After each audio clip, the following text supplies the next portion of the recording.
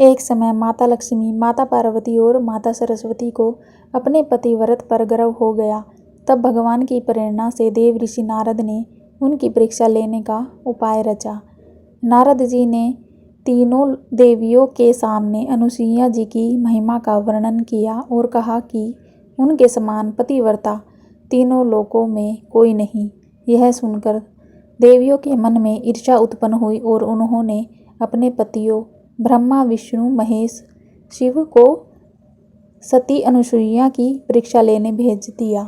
तीनों देव साधु का रूप धारण कर चित्रकूट स्थित महर्षि अत्रि के आश्रम पहुँचे। उस समय महर्षि अत्रि वहाँ नहीं थे।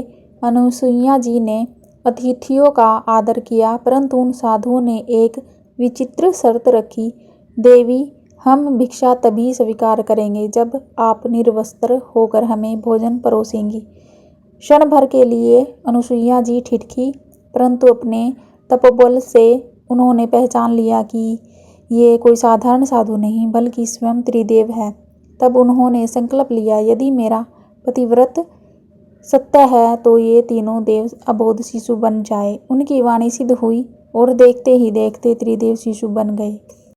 माता अनुसुईया ने मातृत्व भाव से उनका पालन किया, उन्हें दुग्धपान कराया और प्रेम पूर्वक पालने में सुला दिया। उधर जब लक्ष्मी, पार्वती और सरस्वती को अपने पतियों का कोई समाचार नहीं मिला तो वे चिंतित होकर चित्रकूट पहुंची।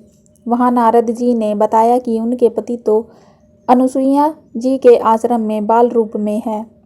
यह सुनकर तीनों देवियां लज्जित हो गई। उन्होंने अनुसुईया जी के चरणों में गिरकर कहा, माता, हमसे भूल हो गई, कृपया करके पतियों को उनके वास्तविक रूप में लौटा दे।